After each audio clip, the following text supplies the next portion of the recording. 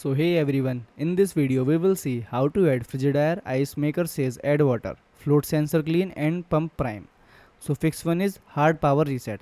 Electronic glitches often cause false error reading. Turn off the ice maker and unplug it from the power outlet. Wait 10 to 15 minutes to allow the system capacitor to completely drain.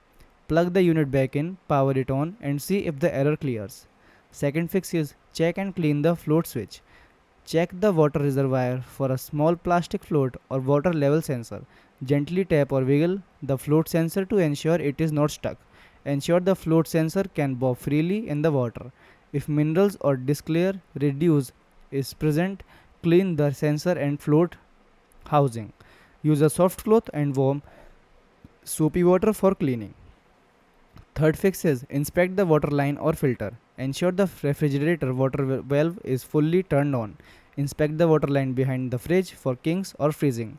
Check for a clogged water filter which can block water flow to the ice maker.